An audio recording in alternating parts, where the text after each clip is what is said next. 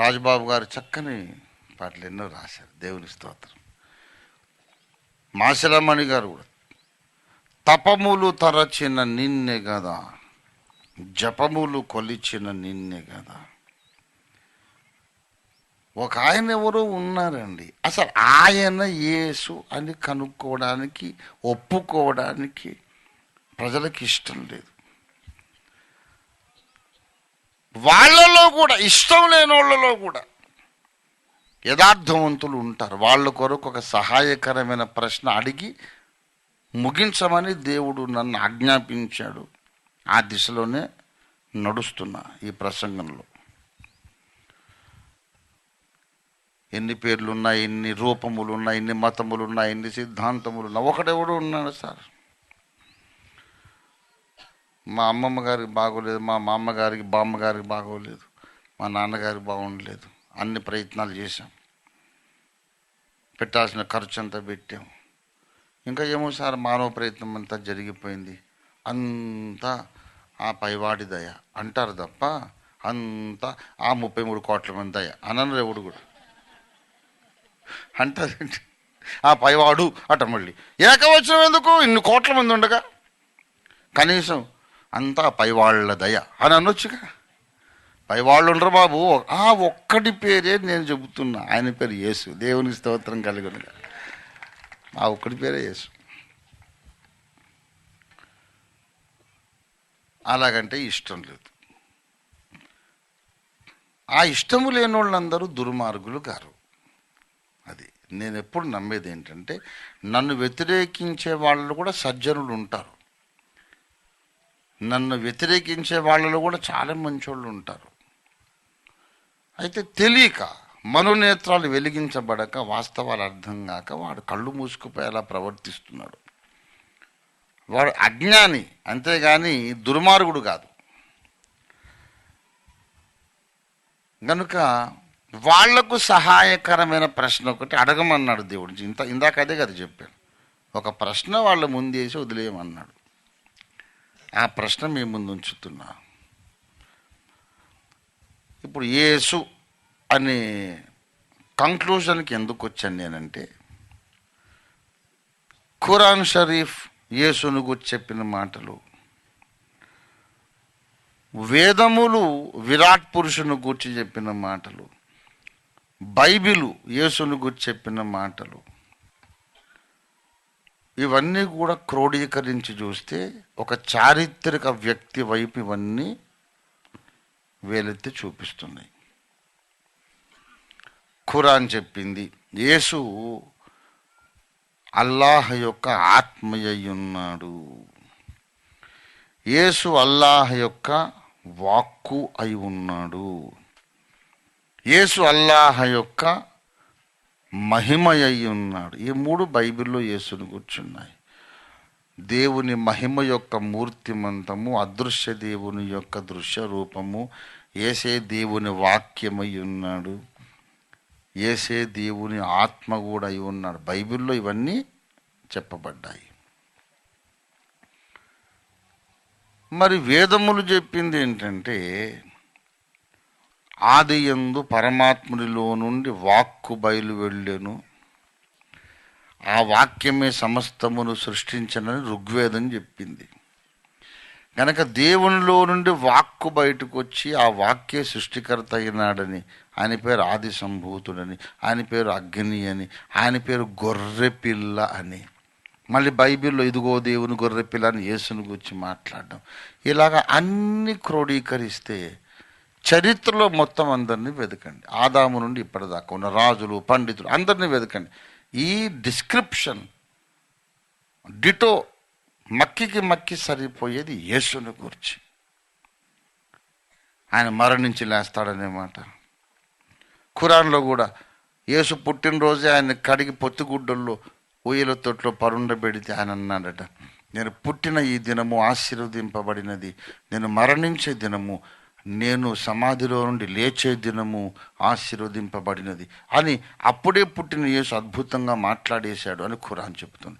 అంటే జన్మదినము, మరణదినం, పునరుత్థాన దినం ఆయన అప్పుడే పలికాడు అని ఖురాన్ చెబుతోంది. కాలాత్మకుడు ఇంద్రుని మహాత్మ్యమును చూడండి, ఆయన చచ్చిపోయాడు మళ్ళీ లేచాడు అంటుంది ఋగ్వేదం. అది పునర్జన్మ కాదు. పునర్జన్మ అయితే అన్ని జీవులకు ఉంది, మరి అద్భుతం ఎలాగవుతుంది? అన్ని జీవులు పునర్జన్మ ఉందనుకుంటుంటే ఈయన మళ్ళెక్కడో పుట్టడం కాదు, చచ్చిపోయి మళ్ళీ మహిమ దేహంతో లేచాడు గనుక ఇది ఈయన యొక్క ప్రత్యేకమైన మహాత్మ్యముగా గుర్తించబడుతుంది. ఇలాగా ఇవన్నీ కలిసి క్రోడీకరిస్తే చరిత్రలో అందరినీ వెదిగితే మక్కి యేసుకు సరిపోతుంది. ఒక ప్రశ్న అడుగుతున్నా, ఇలాగే మరి అన్ని గ్రంథాల్లో అల్లాను కూర్చుంది, రాముడు కూర్చుంది, కృష్ణుడు కూర్చుంది అని మేము చెప్పుకోవచ్చుగా అని అన్నారు. చాలా సంతోషం, చెప్పుకోండి, ఫ్రీగా చెప్పుకోండి, యథేచ్ఛగా చెప్పుకోండి, ఏమి ఇబ్బంది లేదు, అభ్యంతరం లేదు. అయితే ఆ పోలికలేంటో నాకు చెప్పండి. బైబిల్లో ఉన్నటువంటి ఏదైనా కూడా ఉత్తర భారతదేశంలో అయోధ్యాపురములో ఒక మహారాజు పుట్టి రాక్షసుని చంపుతాడు, ఆయన భార్యను ఎత్తుకుపోతారు, మళ్ళీ తెచ్చుకుంటాడు అనేది ఏదైనా ఉందా ఇక్కడ? ఏ దేవుని చరిత్ర అయినా ఇదిగో అని పోలికలు చెప్పదగినటువంటి విషయాలు బైబిల్లో ఉన్నాయా? బైబిల్లో ఉన్న యేసును పోల్చదగ్గ విషయాలు ఆ గ్రంథాల్లో ఉన్నాయి, కానీ ఆ దేవతలను పోల్చదగ్గ విషయాలు ఇక్కడ ఉంటే చెప్పండి. ముందుగా చెప్పబడి చరిత్రలో జరిగినట్టుంటే మేము తప్పకుండా ఆ దేవుణ్ణి కూడా మొక్కుతాం అనే సంగతి నేను TV5 స్టూడియోలో చెప్పాను, అనేక ప్రసంగ వేదికలు, సభా వేదికలు మీకు చెప్పాను, మళ్ళీ చెప్తున్నా. ఒక ఎక్స్ట్రా ఆర్డినరీ ట్రూత్ ఏమిటంటే అన్ని గ్రంథములలోని మాటలు యేసును చూపిస్తూ ఉన్నాయి అని ఎలా చెప్పగలుగుతున్నామో, అలాగా దేవుడు అనబడిన ఏ వ్యక్తిని గూర్చి కూడా అన్ని గ్రంథాలు అదుగో అని చూపిస్తూ నేను చెప్పగలిగిన కేసు ఒక్కటి కూడా లేదు. ఉంటే గనక చెప్పండి. ఏమండి, యేసు పుట్టింది ఆ దేశంలో, వేదము రాసింది ఈ దేశంలో. అలాగే మరి ఇక్కడ పుట్టిన దేవతలను గూర్చి అక్కడెక్కడైనా మెసొపొటేమియాలో కానీ, చైనాలో కానీ, యూదా దేశంలో కానీ, ఈజిప్ట్లో కానీ ఆ గ్రంథాల్లో మన దేవుణ్ణి గురించి రాసి ఉందిరా అని చెప్పడానికి అవకాశం ఉందా? గ్రంథం దాకా ఎందుకు బ్రదర్? యేసు పుట్టినప్పుడు తూర్పు దేశ జ్ఞానులు వచ్చారు, భారతదేశంలో దేవుడు పుట్టినప్పుడు యూదా దేశ జ్ఞానులు వచ్చారా? రాలేదుగా. మరి యూనిక్నెస్ అర్థం కావట్లేదు. యేసు అసమానుడు, ఎవరితో పోల్చడానికి వీలు లేని వాడిని అర్థం కావట్లేదు. అందరూ సమానమైతే యూదా దేశములో యేసు పుట్టినప్పుడు తూర్పు దేశ జ్ఞానులు వచ్చారు కనుక భారతదేశంలో యేసు పుట్టినప్పుడు కూడా మెసొపొటేమియా జ్ఞానులు వచ్చి ఉండాలి. ఉన్నారా? మరి వచ్చారా? రాలేదు. ఎందుకు రాలేదంటే వాళ్ళు ఎందుకు వచ్చారో చెప్పండి, అప్పుడు మేము చెప్తాం ఎందుకు రాలేదు. తూర్పు దేశ జ్ఞానులు ఎందుకు వచ్చారంటే ఆయన పుట్టబోతున్నాడని మా దేశ గ్రంథాల్లో మేము 1000 ఏళ్లుగా చదువుకుంటున్నాం, ఎదురు చూస్తున్నాం. మా 1000 ఏండ్ల నిరీక్షణ ప్రకారం రక్షకుడు ఇక్కడ పుట్టాడు, భూమధ్యపురములో మహాసూర్యుడు పుట్టాడని వచ్చాం. అది వారి సాక్ష్యం. దేవునికి స్తోత్రం కలుగును గాక. ఎవరినైనా గౌరవించండి. ఊర్లో అందరిని గౌరవించి అంకుల్ అనాలి, కానీ అందరిని డాడీ అన్నది అసహ్యం. జన్మనిచ్చిన తండ్రి ఒక్కడే. ఎవరినైనా మామయ్య బావగారని పిలువు, కానీ డాడీ అని మాత్రం నీ జన్మకు కారకుడైన వాడిని పిలవాలి. నీ పుట్టుకకు కారణమైన వాడినే నువ్వు డాడీ అని సంబోధించాలి. మీ నాన్న ఎవర్రా అంటే ఏంటి అంకుల్ మీరు ఇంత చదువుకొని కూడా ఇలా సంకుచిత భావాలతో మాట్లాడుతున్నారు? డాడీ ఎవరంటారు ఏమిటి? డాడీ ఎవరైనా కావచ్చు. మా ఊళ్ళో చాలామంది మగాళ్ళు ఉన్నారు, అందులో ఎవడైనా డాడీ కావచ్చు. ఎవరిని అనుకుంటే వాడే డాడీ అవుతాడు.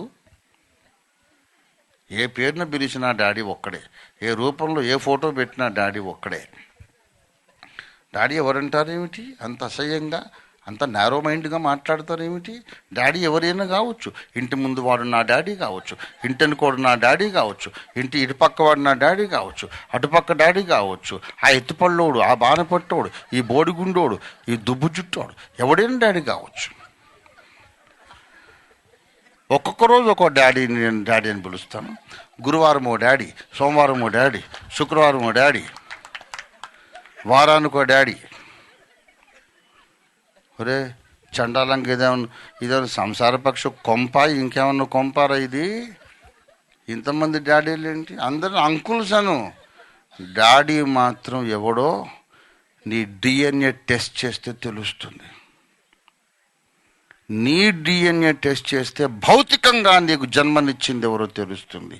ఆ డిఎన్ఏ టెస్టే ఈనాడు జన్యుశాస్త్ర పరిశోధన ద్వారా ఆదాము హవ్వల వరకు దారితీసి వారిని చేసిన యెహోవాయే దేవుడని నిరూపించింది.